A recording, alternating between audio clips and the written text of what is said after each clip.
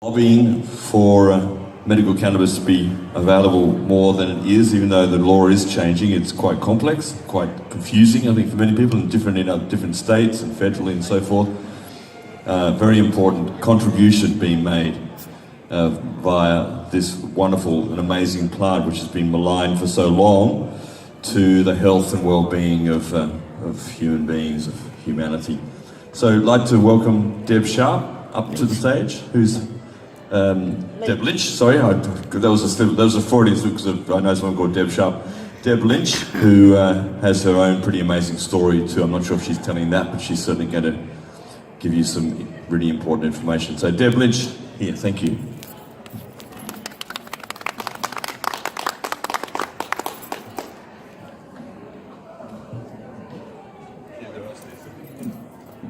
Hello everybody. Like a lot of people, I suffer from invisible illnesses.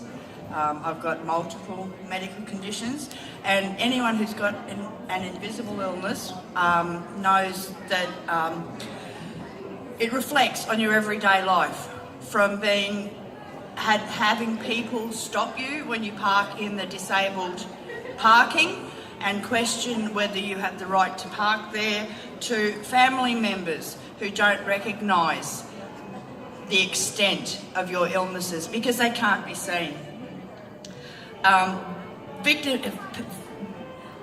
Patients are being forced into being victims and defending themselves constantly.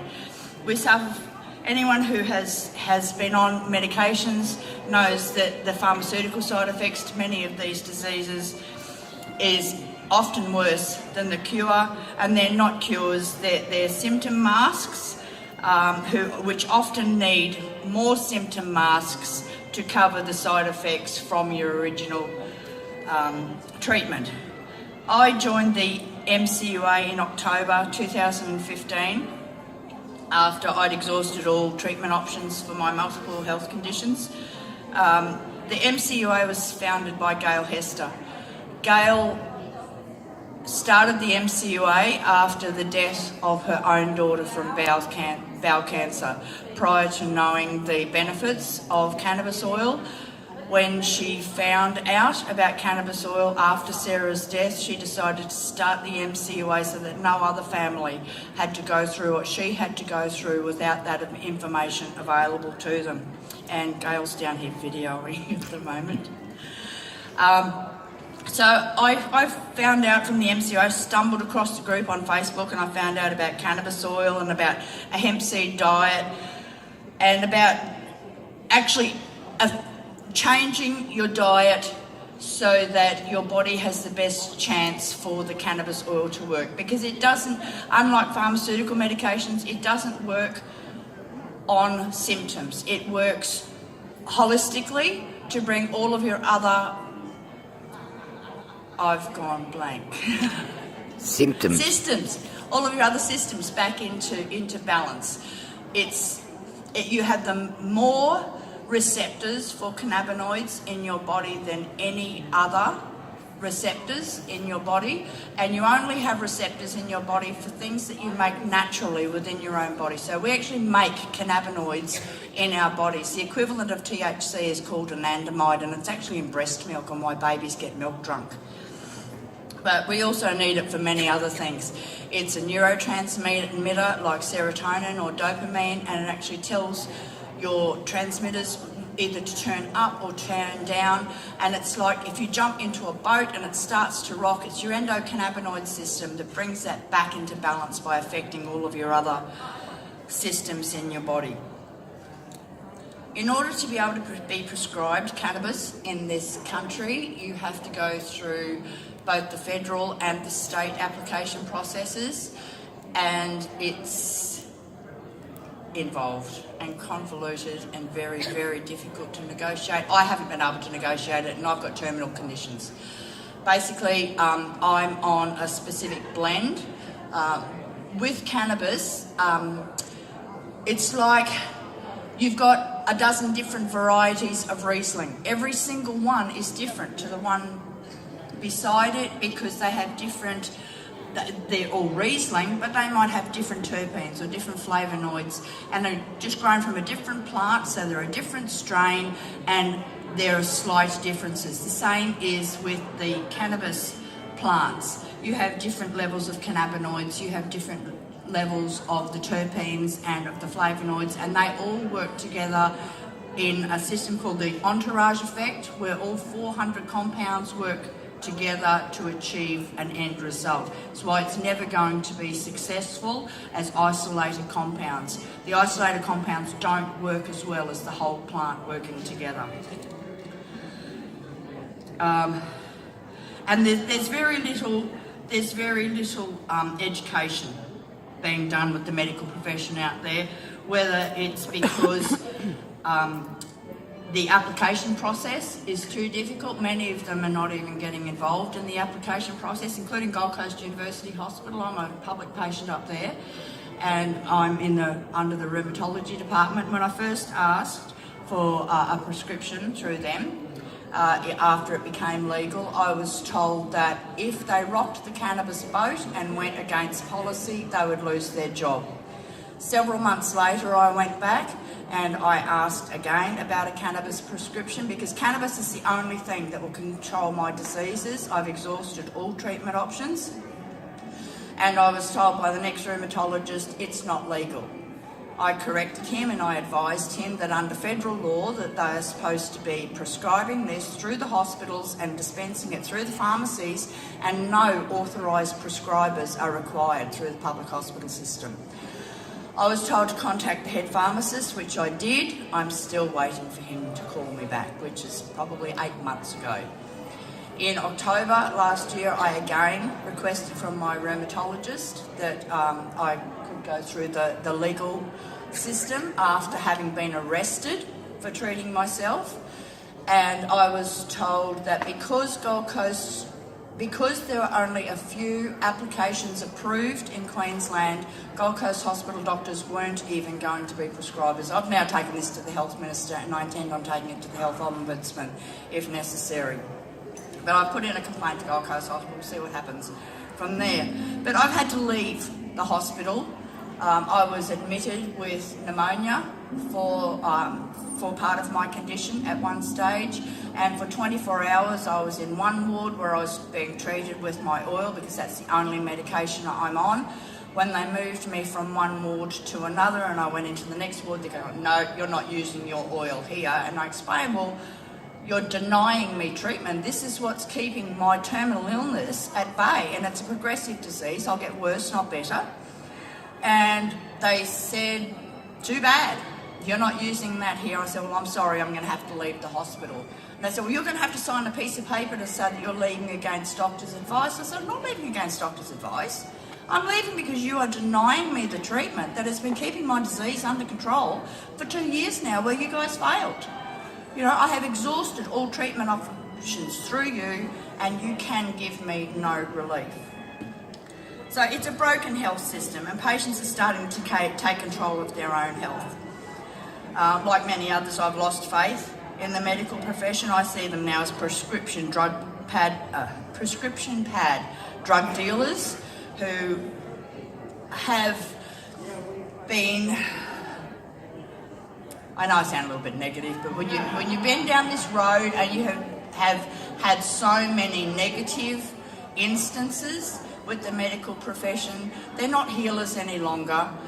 They're governed by the pharmaceutical companies who fund their schools, and all of their learning about is one molecule medications, and they're not working. They're not working for many of us. I was treated for post-traumatic stress disorder from 1977 to 2012. Many of the medications they had me on had me absent or dissociative. I was not healthy on those medications. In 2012, I completely replaced all of them, just smoking cannabis, and I've never looked back.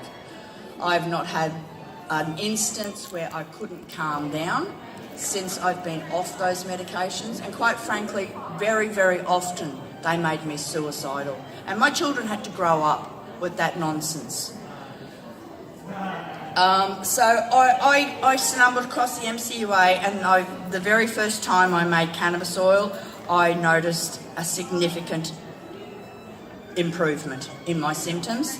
And I wasn't just going to rely on a patient group or on Google, so I actually went and studied. I'd done the physician's course in cannabis medicine through an education platform called TMCI Global. They were mainstream medical educators for 20 years, and 10 years ago switched over to cannabis-only curriculum. I've also done David Caldecott and Lucy Haslam's course here in Australia, in Melbourne, earlier this year. And I've been endorsed by Dr. Bonnie Goldstein, who is one of the faculty on TMCI Global, and she runs the Canna Centres in California. And I'm a member of the Society of Cannabis Clinicians in the United States. I could be a clinician anywhere in this world except for Australia. I'm just not. We have a Clayton's legal here. We have the legal cannabis that you just can't get. So we're about lobbying. The MCUA are a patient representative group, and we're about lobbying the government for change and passing on as much information about cannabis that we can to the public and those who want to know about. So we've done rallies and workshops, we have barbecues, we've put submissions into the TGA and all of the federal and state governments. We've visited politicians, we've spoken in Parliament on the Queensland Health Bill, and of course they don't listen. The only people they're listening to are the people with the money, the corporate cannabis in the background. You know, patient access and patient needs aren't even a consideration. I went to the Cultivators Forum in Melbourne in July 2016, where I heard Bill Turner, the head of the Office of Drug Control, say, although it starts with patients, the government's main priorities are their future export markets and their international reputation. Our needs aren't a consideration, and unless we stand up and we fight for them, Australia is going to be exporting cannabis to every other country in the world, and any patient who wants cannabis has to go through this system, this application system, and you don't get Australian cannabis with that. You have to import it from overseas and bring it here. And there's no consideration taken for those who need specific strains. And those of us who need specific strains, there are no testing facilities in this country to have the levels and the different cannabinoid ratios and the terpene levels tested. So many patients like myself can't even get a prescription written the way they have the application process set up. It has to be in milligrams. So they're looking at this from an academic perspective rather than what the patients need and how the patients need to have this applied.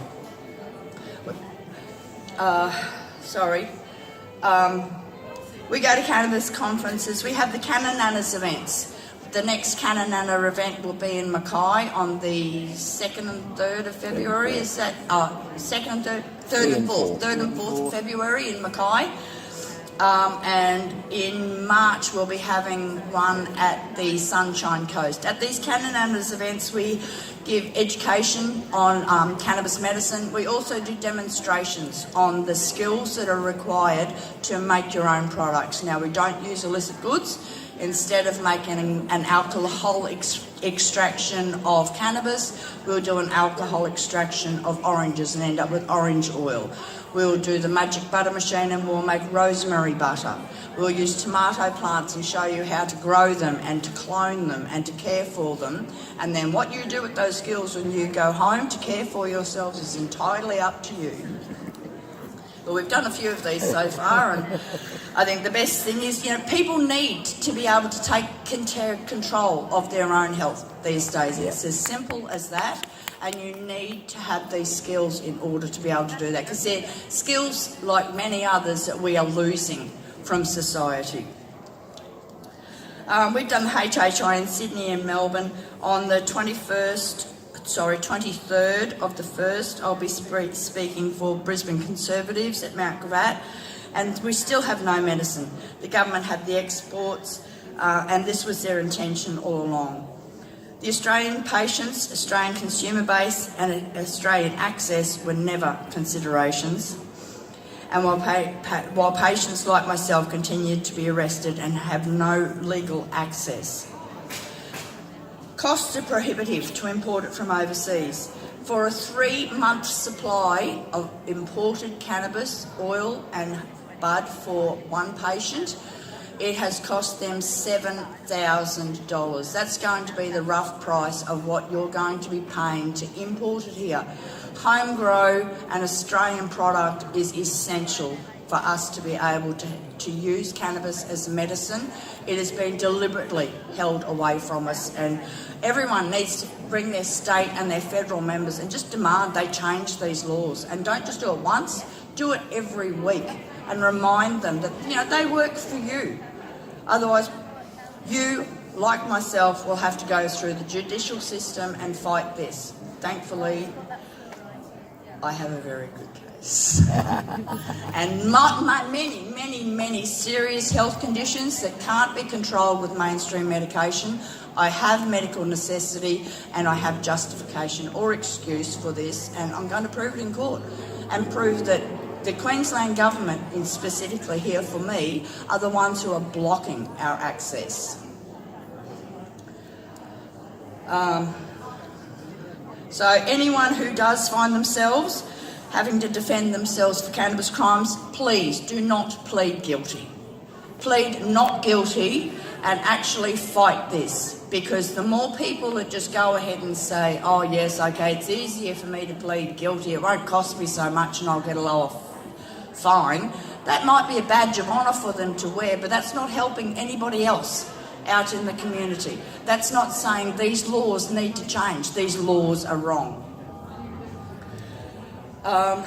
So we need to fight these draconian laws. I became president not by design, but because I just happened to be the person with the right skill set at the time and the biggest mouth, basically. But so once this is legal, I'll be quite happy to walk away knowing that patients have access, and more importantly, they have choice of access and education.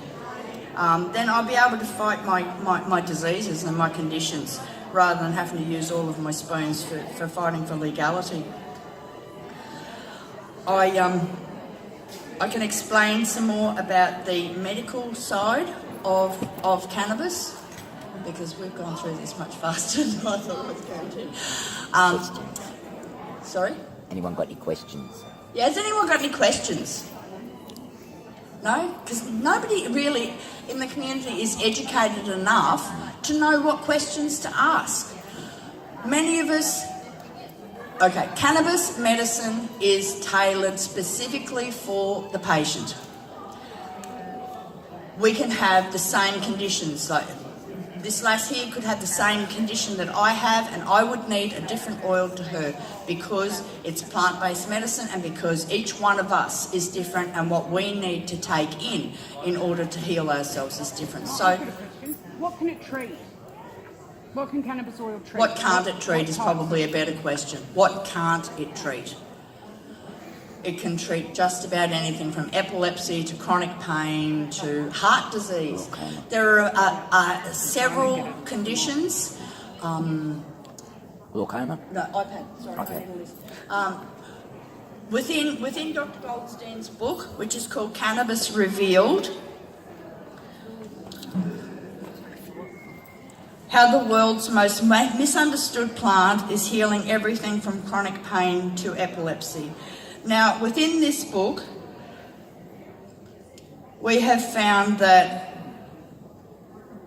there are a list of conditions that are scientifically linked to either an endocannabinoid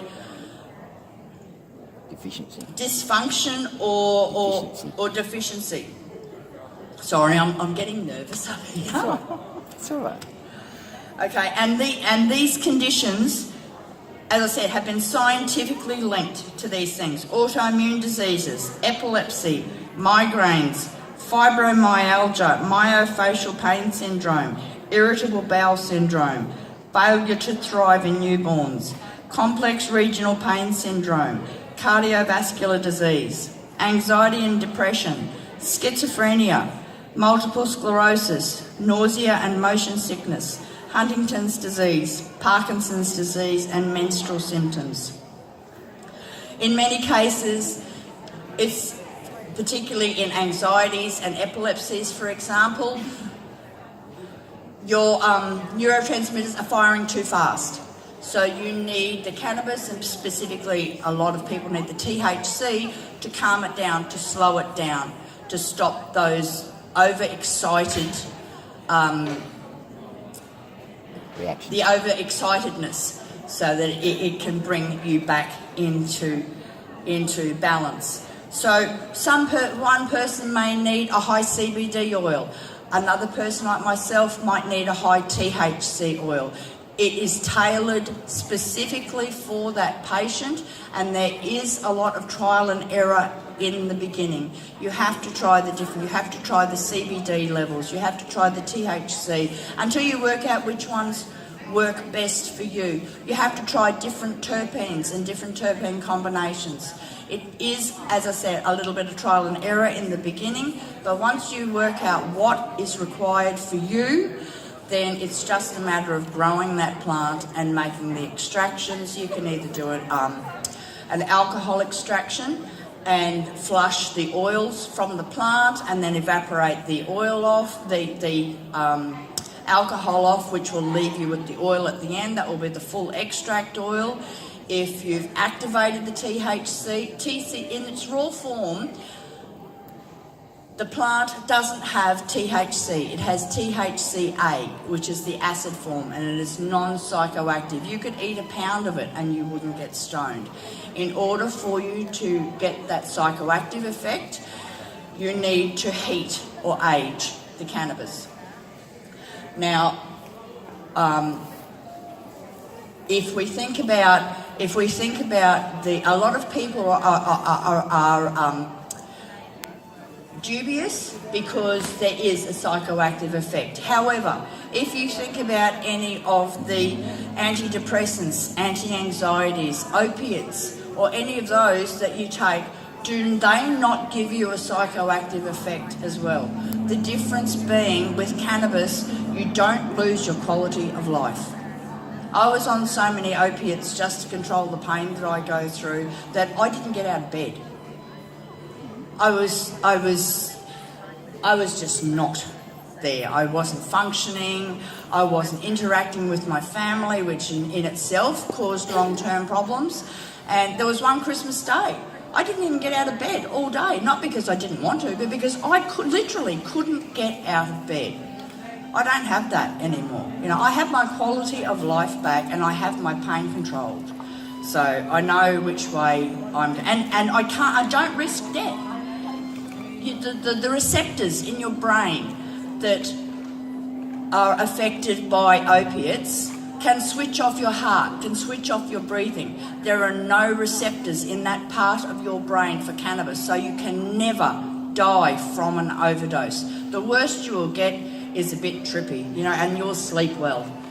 And quite frankly, some of us need that. Some of us need to be slowed down, myself included. There are days where, because I have such a busy life trying to fight for legality of this, that I become almost hyperactive and I can't slow down, and I get to the stage where I will just crash, and for days I will need to rest. But if I didn't have the cannabis, I wouldn't even be able to do that. I wouldn't be able to get up here, and I wouldn't be able to do this or go out and lobby politicians or speak in Parliament. I would be at home in bed, in pain, and wanting to finish my life, basically, because with my disease, I'm not going to get any better. It is going to get worse as time goes by. And then I looked at what I was living through, the constant unbearable pain, digital ulcers that went to the bone, gangrene toes. I knew that I couldn't do that long term, not taking those, because they make me see those pharmaceutical drugs were making me feel so overwhelmed and so depressed and hopeless that I couldn't see the light at the end of the tunnel. Then we go on to endocannabinoid deficiencies. Just like any other, you can have an iron deficiency, you can have a vitamin C deficiency, and it will kill you. You'll get scurvy and you will die. With the endocannabinoid system, when prohibition came in, not only was the cannabis removed from our diet, and hemp seed and the raw leaves made up a big amount of our vegetable intake and our protein intake, but it wasn't just humans who used the hemp seed and the plants to eat, it was our farm animals as well.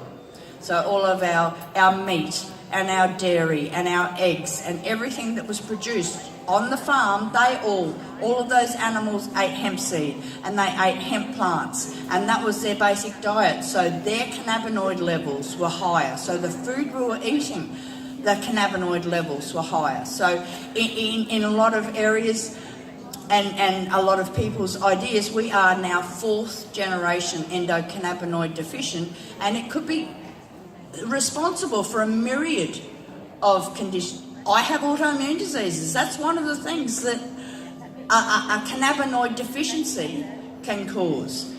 And thankfully, the cannabis has slowed my disease. It is controlling my disease, and I have at least a future in front of me to look forward to. We also have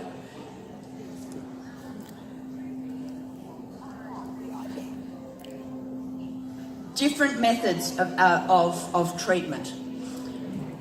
You can use oils depending on what method suits your condition, and I've used different treatment methods. When I had cancer, I was using full extract oil. For my autoimmune disease, I use a tincture, which is an infused oil. It's a more diluted version, and I don't need quite as much. I have different doses throughout the day, and that keeps everything under control and keeps my pain under control. As far as my anxiety and my PTSD is concerned, I have found through experience that smoking cannabis is the best way to control that. It's fast. I can be upset and I can use the cannabis by smoking it, and within a couple of minutes I'm fine again. I can cope.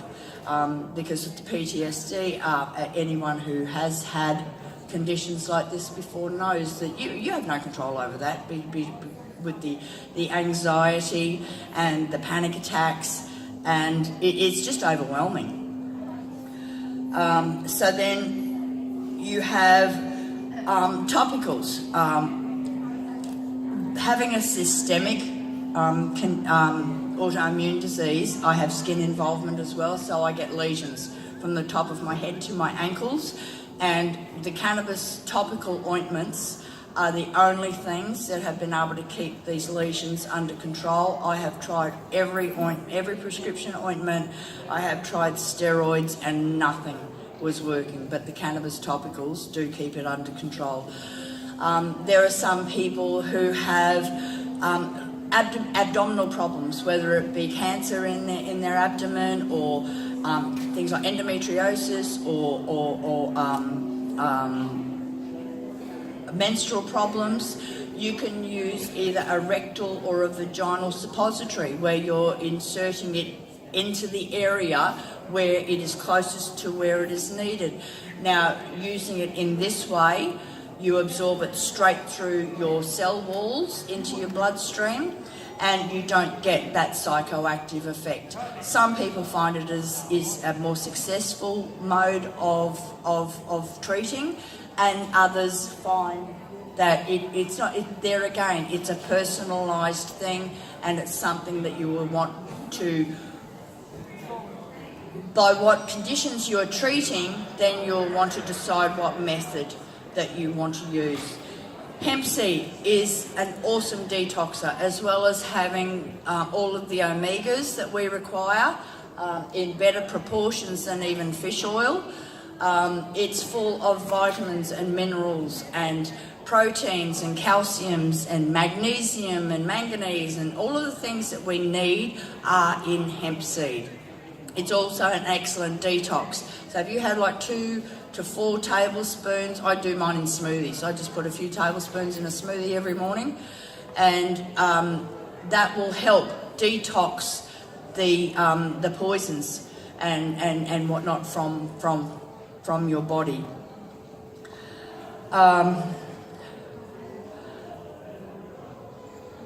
Anyone? No one has any questions. And I'm only halfway through. Okay, where are we up to?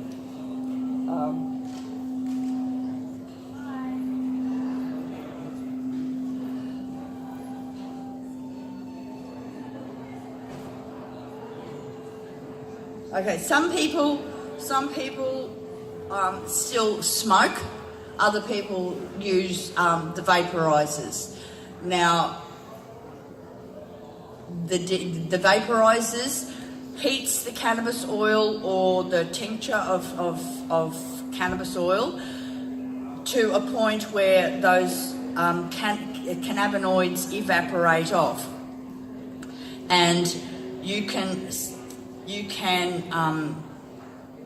many of the vaporizers you can actually dial the temperature so that you can choose specific cannabinoids. Like at 311 degrees you get apinine, the terpene, and that I know for a fact when I had pneumonia and people who have COPD, that apinine smoked at that temperature will help with things like asthma and COPD.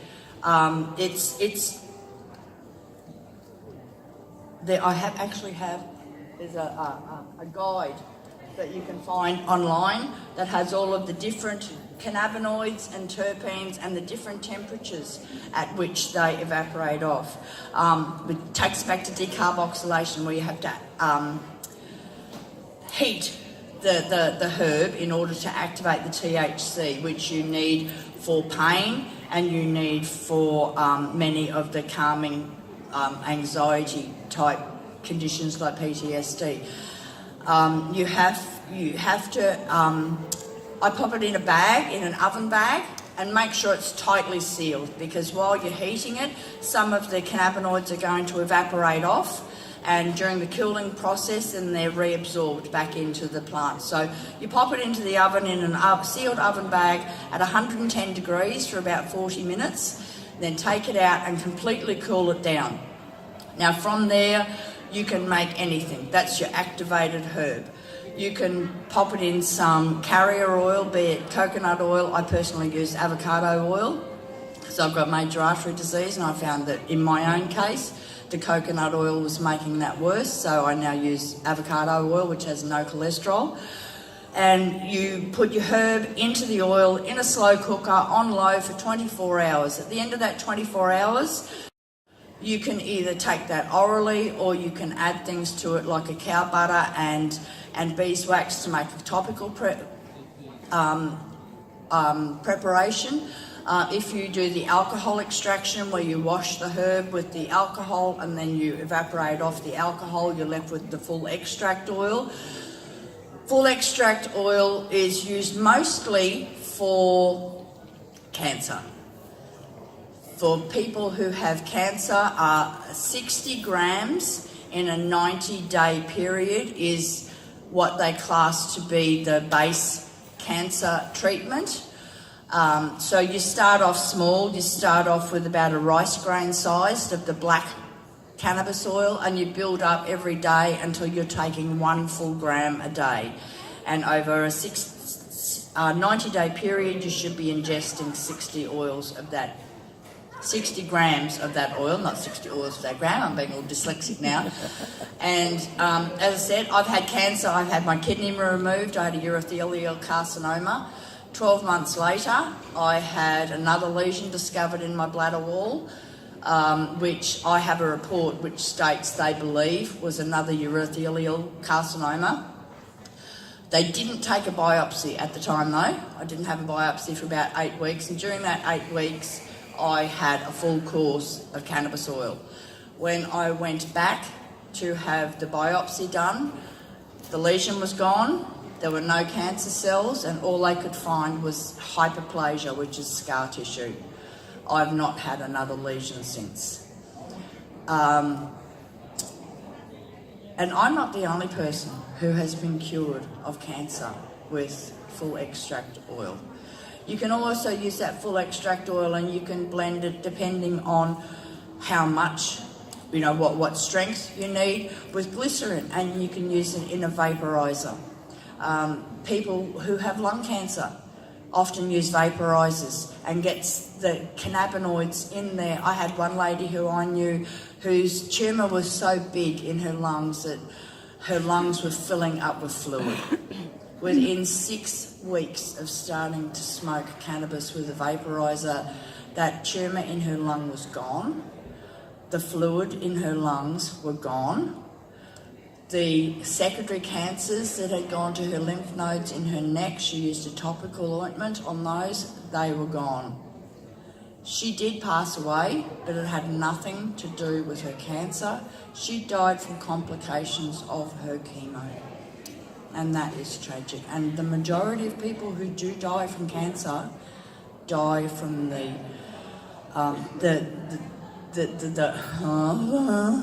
complications. Yeah, and the complications afterwards. This lady, she was left with so much damage that she had a stroke. She had a stroke because of the damage that was done to her. And the cannabis had cured her. The cannabis had gotten rid of the cancer out of her body. Anyway, it's very, very sad, and this is why we all need to band together, basically. If we don't all start standing up for one another, presently a lot of people are saying, look, it's illegal, I can't say anything because I'll get arrested. Well, they're using that fear of you being arrested to stop you from healing yourself. You know, that's how you need to look at it. They are using your fears against you because they have made it legal in this country. Federally, it is legal. We have to look at these state governments who oversee it with their drug laws and who have written these drug laws so that we can't get access. So, thankfully, I'm going to get to fight that through the court system. So we'll see what happens there. Now, we also have, like anything, people can abuse anything. I'm not saying people can't abuse cannabis. They can. If they have a predisposition and they have that sort of personality where they are going to abuse something, they are going to be an abuser, you know, whether they be abuse gambling or sex or food or drugs, whatever. If you are going to be an abuser and overdo something, it's not going to matter what it is. But people tend to look at cannabis and go, oh yes, well, you know, you're going to get addicted. You can't physically get addicted to cannabis. You can't. People who, there are people who say, you know, like, I really need to have it. But are they needing that medically? For 30 years, I thought I was a recreational user. I started using cannabis I started using cannabis in the 1980s after I had a spinal injury. I slipped on a wet floor and I crushed a disc in my spine, and as well as spreading outwards, it spread inwards and it was choking my spinal cord, and I was going to lose the use of this leg. So I had to go in and have an operation done, which failed. It lasted for about 12 months and I have had chronic back pain ever since.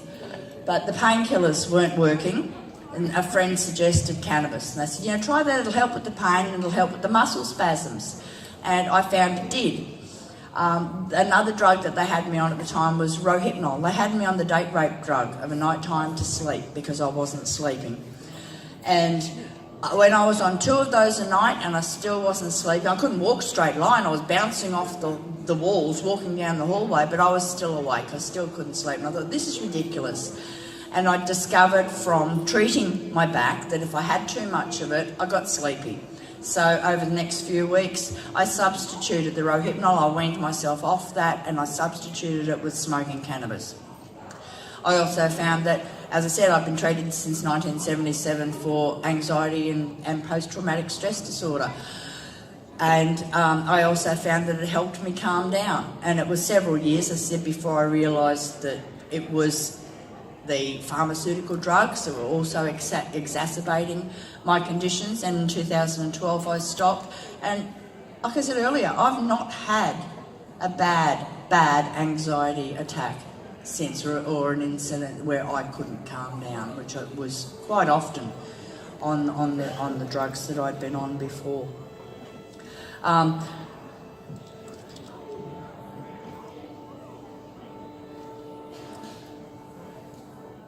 Schizophrenia. Schizophrenia is another one that they use as a reason why people shouldn't use cannabis. They say it causes schizophrenia. It's untrue. It's untrue. It actually is used to treat schizophrenia. People who have schizophrenia, it has been found that they have a predisposition to it. And psychosis can be triggered by any number of things. It can be triggered by pain, by anxiety. Even childbirth can trigger psychosis. Pharmaceutical drugs can trigger it. Yes, cannabis can trigger it too, but there has to be a predisposed condition there to begin with for that to happen. As I said, these days in America, they're actually treating schizophrenia successfully with cannabis. Sorry? Epilepsy. Yes, epilepsy is another one. Epilepsy is another one. I tend to talk about the conditions that I'm living, so that I have more of a grounding in the knowledge.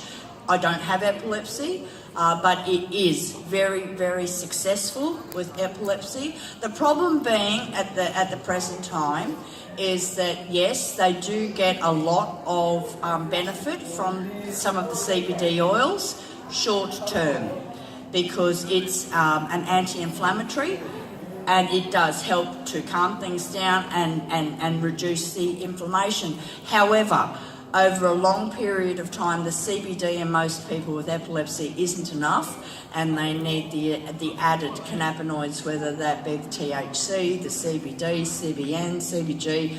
All of them work differently, doing different things, which is why, again, you have to tailor the strain to suit the person and get the one that suits them best into them. But yes, it's marvellous with epilepsy. Has anyone else got any more questions?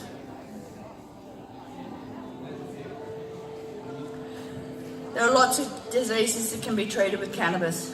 It can be used for pain relief or analgesia, appetite stimulation. ADD and ADHD respond very, very well to cannabis. ALS, Alzheimer's disease.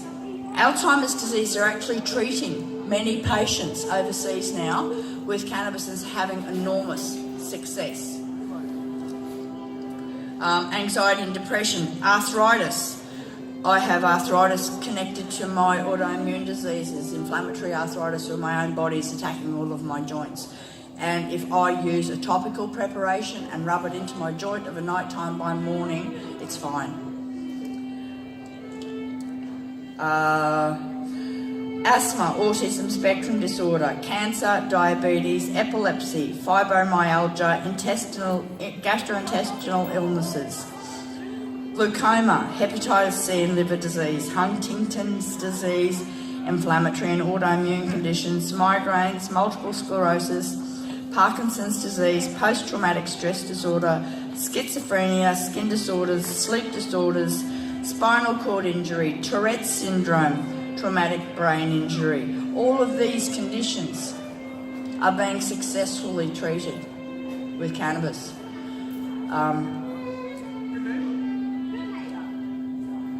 I think that as time goes by, we're going to find more and more, and it's going to be the patients.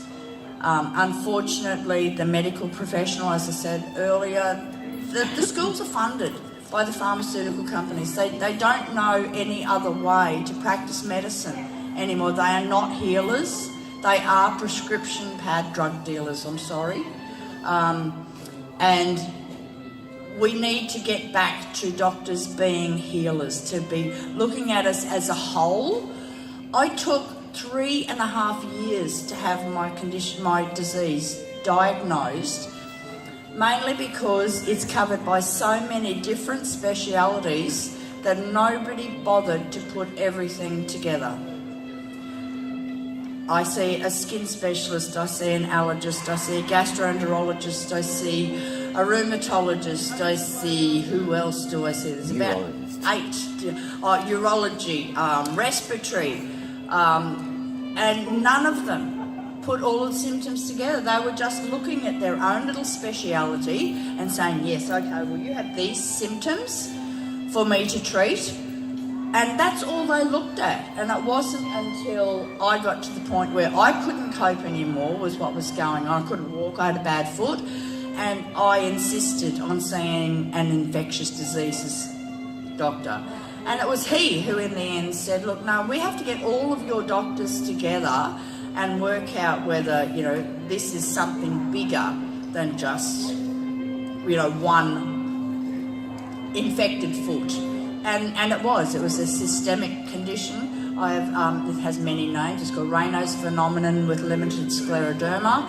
It's also called systemic sclerosis, or it's called scleroderma, and I have the CREST variant, which means CREST stands for the different characteristics. I get calcinosis. I now have calcinosis of all of the tendons in my body. The R is for the Raynaud's. The E is for the esophageal dysphagia. I get spasming so bad that I can't swallow solid food. If I take cannabis, I don't have that problem. The S is the scleroderma, and the T, I can never remember the word, but it's all these little red spots. It's only a superficial one. It's all these little red spots that I get everywhere. But all of those are controlled with cannabis, different cannabis methods, and prior to that, I had tried everything. I've had 3-day prostaglandin infusions in the hospital that actually made me worse and escalated my symptoms. They've had me on nitroglycerin patches. They've had me on Viagra to try and get my, I have peripheral artery damage. I have peripheral artery damage so bad that with my major artery disease, they can't even do a bypass because there's nowhere downstream for the blood to go. Yeah, I'm a lost cause. But you know what? I'm standing up here. Thanks for cannabis. And if I wasn't on cannabis, I would be at home in bed wanting to say, no, sorry, I can't do this anymore. I wouldn't have been able to do anything. Back then, I couldn't even unload a dishwasher. I had the hypersensitivity in my fingertips. If I even touched the little prongs that come up out of the dishwasher that hold your plates in place, that's how I ended up with a digital ulcer. I got a little bruise on the end of my finger, and it turned into an ulcer that went to the bone. I wore a pair of thongs and got a blister on my toe and ended up with a gangrene toe. They sent me home because they could, as I said, they couldn't do the bypass. They sent me home with the gangrene toe because they said, oh, look, if we take your toe off, then your foot might become gangrene. Let's just go home and see how you go. I went home and I put full extract cannabis oil mixed with emu oil on my gangrene toe, and within 3 weeks, the gangrene peeled away. And my toe is still on my foot, and it's healing very, very well. I can't impress upon people how important it is to do your research. And do your research for your own condition. One thing I will say about cancer, in case anybody is listening, THC will kill cancer. However, if you have breast cancer needs to be treatment specific to your type of cancer. Estrogen positive breast cancers do not respond well with THC. It will actually make them worse. It will make the number of tumours increase. It will make the size of the tumours increase. With the estrogen positive breast cancers, it's high CBD that is required with a very low amount of THC. But there again, it's all patient specific. But do your research and look into what you need, what you think you need, then use some trial and error. And until such time as we all stand up and say no more, that you are not providing us with what we require, which is what's happening now with government. You need to go and impress upon your politicians that they're not providing with the laws that they're putting out there for the patients in this country that require this. Yes. There's a book that you can buy. This one is one I use because this doctor is, as I said, on the faculty of the medical education platform that we are affiliates for. We can actually sell the courses, the physician's courses that I did. We sell them through the MCUA as well. But she's written this book. It's very comprehensive. It's very, very simple to read and understand. It's called Cannabis Revealed: How the World's Most Misunderstood Plant is Healing Everything from Chronic Pain to Epilepsy. And it's written by Dr. Bonnie Goldstein, Bonni.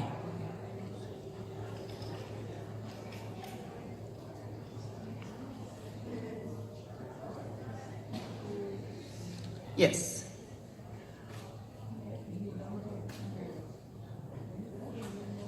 No. That's actually my copy of the book on my iPad. Yep. I think I bought that through Amazon. I think it was Amazon that I got it through. But it's about $30. It's very comprehensive. It covers everything that you really need to know, very basically and in an understandable format. You can go to our website.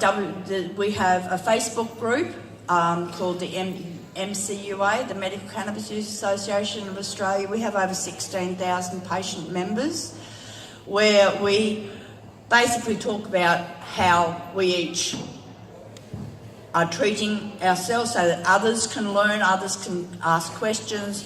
We put information up there and links and studies and whatnot, because it's not just about, an article that's in the newspaper. We'll actually post the studies that apply to that particular treatment, so that you can see that what we're talking about is medically sound as well. We've got a website, www.mcuainc.org.au, which is the association's website, and there's lots of information on there. We're going to have a new website that's going to be launched in the next few weeks. mcuainc.org.au.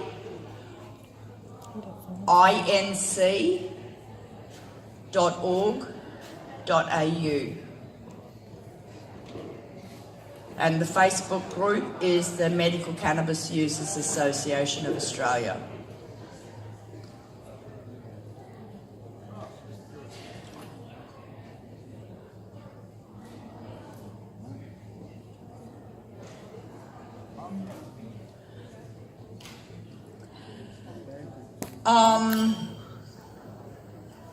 Anybody else? Anyone got any questions? Yes. I want to know, can you actually make it simple and boil the leaves? Just boil like a tea and get some benefit from it. If you boiled the leaves like that, yes, you could make a tea. You can make a tea. I've used a tea for motion sickness. I get motion sickness with this quite often. I use a handful of mint, about 4 raw leaves, a couple of cinnamon sticks and some honey, and pour hot water over that and steep it for about 10 minutes. Some people drink it hot. I don't like it hot. I make it into an iced tea, and I just put it in a water bottle when I'm like that, because I can drive from my home to the shops and have to stop along the way with car sickness. So if I keep a bottle of that in the car or in my handbag, when I'm like that, it settles my stomach immediately, and it's very good for lots of gastrointestinal problems, irritable bowel syndrome in particular. Yes. Anyone else? Yes. I've got a friend who's actually dying at the moment from cancer, and she was trying really hard to get this medical cannabis, and she just been refused on it. You know, and I mean, if she had this knowledge and she knew what to do, she would be alive today. But she wasn't able to access. Okay. And she's like, we got a message today that she cannot even speak anymore, and her breathing is almost. Oh no. So she's There are compassionate suppliers around. We do have problems within the community at the moment, as in any new community that's trying to become legal. We have the patients, of course, who are the ones who are trying to fight the hardest to get this made legal. But we also have people within the community who have discovered along the way that they can make some money out of it. And keeping cannabis illegal is a way for them to continue to make money. And it's very sad. Some of them have already signed contracts with corporate cannabis companies, and presently they're undermining the community to try and, from my perspective, it appears as if they're trying to knock out the competition before this becomes really big.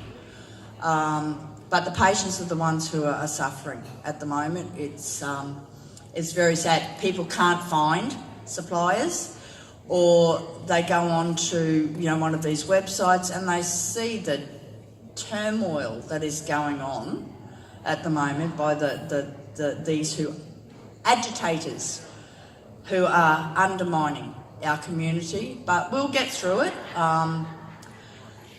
People power. Sorry? People power.